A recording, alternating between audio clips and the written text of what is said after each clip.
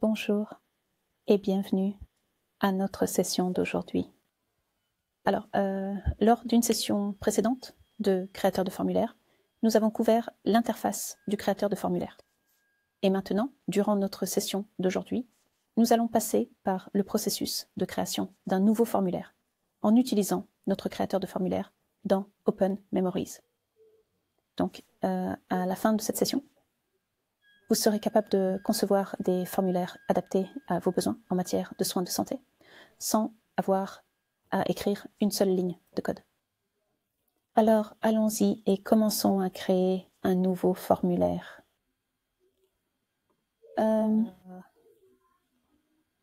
Alors, quand vous cliquez sur le constructeur de formulaire, ici, cela vous amènera maintenant au tableau de bord où vous pouvez voir les autres formulaires que vous avez créés auparavant. Et vous pouvez voir que certains sont publiés et que les autres sont encore à l'état de brouillon. Cliquez simplement sur le bouton « Créer un nouveau formulaire » pour accéder à l'endroit où la création du formulaire a réellement lieu. Pour cette session, nous allons utiliser le constructeur interactif. Commençons à créer le formulaire tout de suite. Lorsque vous cliquez sur le lien « Commencez à construire » ici, vous êtes invité à entrer les détails du formulaire et entrer le nom du formulaire. Vous devez écrire ou vous êtes tenu de donner à votre formulaire un nom clair et descriptif. Par exemple, utilisons Covid-19, formulaire comme exemple. Et en ce qui concerne la description du formulaire, vous devez brièvement décrire l'objectif du formulaire. Par exemple, dans notre cas, le formulaire Covid, nous pouvons dire qu'il s'agit d'un formulaire d'inscription. Un formulaire pour inscrire. Enrôler les patients. COVID-19. COVID-19.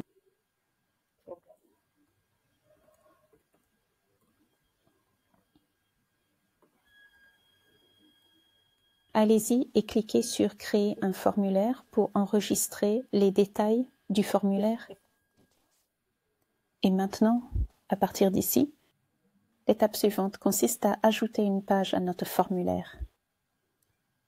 Donc, les formulaires dans O3 sont organisés en pages, ce qui facilite la gestion lorsque vous avez de grands formulaires. Et pour les besoins de cette démonstration, nous allons créer 2 pages afin de voir à quoi cela ressemble. Mais vous pouvez créer autant de pages que nécessaire, chacune se concentrant sur un aspect différent de votre collecte de données. Alors, créons 2 pages pour un formulaire COVID, l'une qui se concentre sur les signes et symptômes du COVID-19. Je vais y aller. COVID.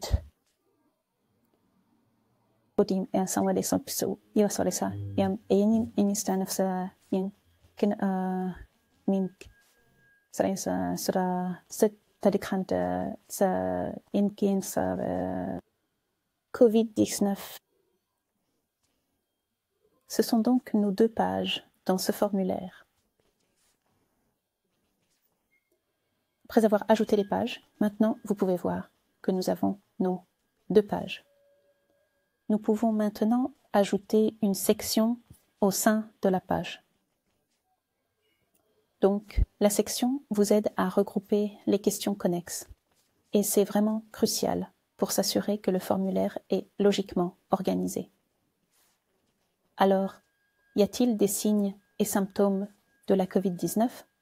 Créons une section, quelques sections ici. Nous pouvons avoir notre première section comme détail de visite. Nous pouvons également ajouter une autre section appelée détail du patient.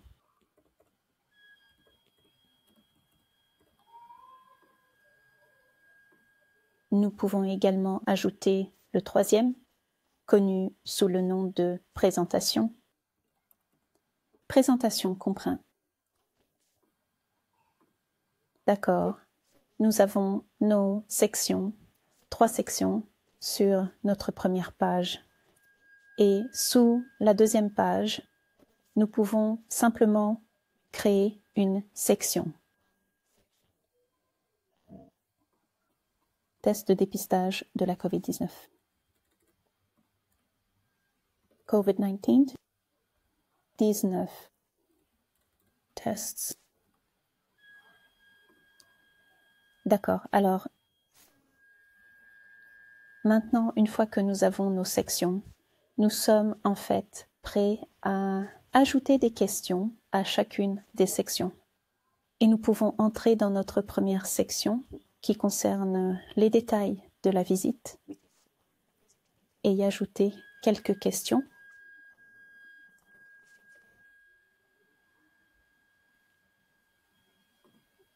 Donc, dans les détails de la visite, nous pouvons ajouter une rencontre, emplacement, coudre, plier. Pour chacune des questions, vous devez essentiellement fournir des informations concernant cette question. Et comme vous pouvez le voir, la première information requise concernant cette question est le nom de la question ou l'étiquette, l'identifiant de la question. Et il est important de mentionner que cet identifiant doit être unique pour chaque question. C'est vraiment crucial pour la cartographie des données et l'analyse. Nous utilisons la notation camel case.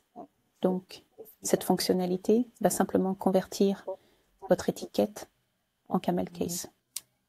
Ensuite, nous avons l'autre configuration des propriétés de la question, à savoir si la question sera obligatoire ou optionnelle. Ensuite, nous avons aussi le type de question. Vous devez spécifier un type de question et nous examinerons cela un peu plus en détail dans une autre session. Et nous devrons également spécifier comment nous voulons que notre question affichée ou comment la question sera présentée. Par exemple, si elle sera sous forme de texte, de date, de cases à cocher, multiples, etc. Nous examinerons également cela en détail plus tard. Donc, pour notre question sur le lieu de rencontre, cela va être un type de question de localisation de la rencontre et c'est un type de rendu UI select extended. Je veux ajouter une autre question ici, rencontre. Date de l'entretien. Et pour la date de rencontre, ce sera un type de question de date de rencontre. Cela s'affichera sous forme de date. Ici, vous pouvez choisir si vous voulez corriger les données, à la fois le calendrier et l'heure, ou seulement le calendrier ou seulement le minuteur. Et je vais opter uniquement pour le calendrier. Laissez-moi ajouter une dernière question dans la section détails de la visite, qui est fournisseur de rencontre. Fournisseur de rencontre. Rencontrer le prestataire a le type de question.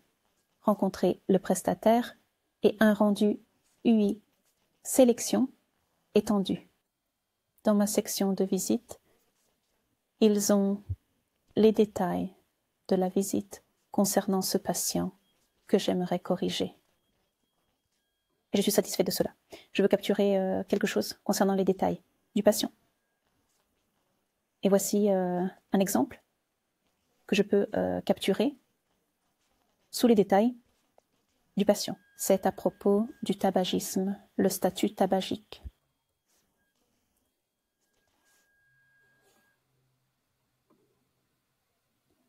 Il s'agira donc d'une question de type observation et le type de saisie est sélection.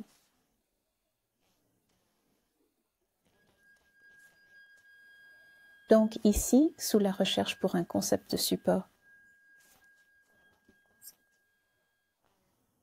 il est bon de mentionner que vous pouvez soit utiliser un code, si vous le connaissez tout de suite, vous pouvez taper le code lui-même. Par exemple, j'essaye de taper 1064, donc 1054. Lorsque vous commencez à taper, cela devrait en principe vous proposer certains des codes qui existent. Ne sais pas, par exemple, je ne me souviens pas du code pour le statut de tabagisme. Tu peux aussi essayer de taper tabagisme. Mais il est important que tu connaisses le concept de base avant de même le chercher ici, afin d'être clair. Par exemple, si je... Laissez-moi simplement essayer de taper 163.2.01. Désolé, je dois répéter cela encore une fois. Statut tabagique.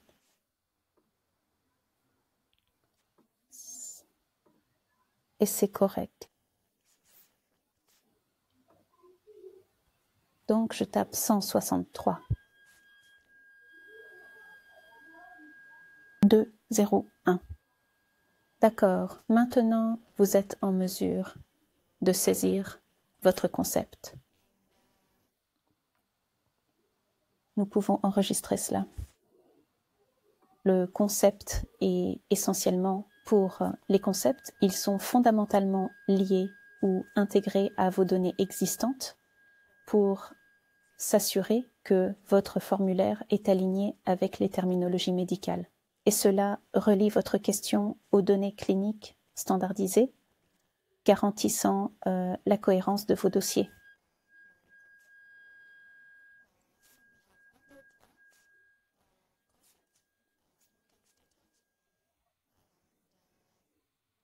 Nous pouvons aussi ajouter une question ici, une conférence de présentation autorisée. Alors, laissez-moi ajouter. Appelez les leads.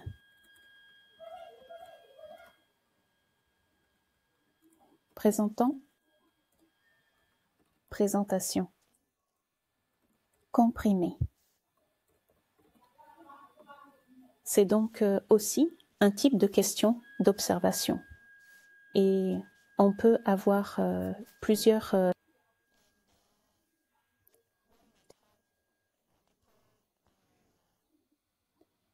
cocher plusieurs cases où le système permettra de sélectionner plusieurs plaintes que le patient a exprimées lui-même ou avec lesquelles il s'est présenté. Où les problèmes du système me permettront de sélectionner plusieurs plaintes que le patient a fournies ou qu'il a présentées lui-même. Donc, pour le concept de base, j'ai aussi besoin de savoir à nouveau quel concept représente la COVID-19. Signes et symptômes. En 14 jours, c'est ce que je cherche. Et donc, les concepts, certains des concepts auront vraiment des réponses que vous devrez maintenant sélectionner en fonction de ce que vous souhaitez voir ou utiliser pour votre système. Donc, je vais aller de l'avant et sélectionner tout sous les réponses pour les plaintes présentées au cours des 14 derniers jours. Et ensuite, sauvegarder. Donc, j'ai en gros créé les pages pour mon. Le formulaire, j'ai créé les sections et j'ai également créé les questions.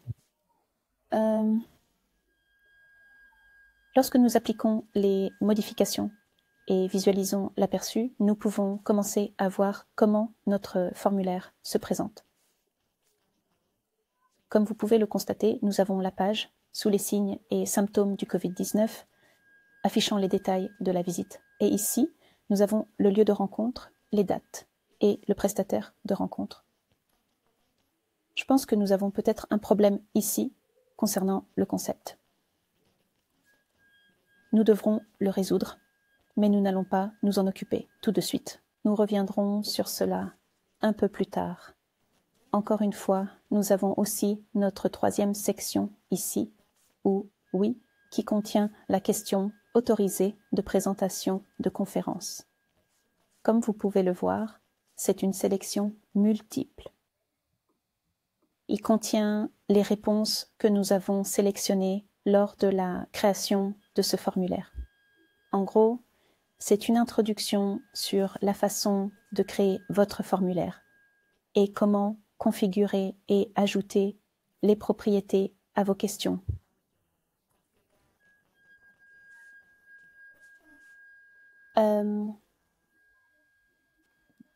Dans notre prochaine session, nous explorerons certains des types de questions, comme je l'ai mentionné, ARIA. Et nous nous pencherons également sur le type de lettrage. Donc, le type de lettrage et aussi le type de question. Nous prendrons essentiellement quelques exemples que vous êtes susceptibles de rencontrer lorsque vous construirez vos formulaires. Prenez quelques exemples que vous êtes susceptibles de rencontrer lorsque vous construisez vos formulaires. Merci beaucoup de m'avoir écouté. Au revoir.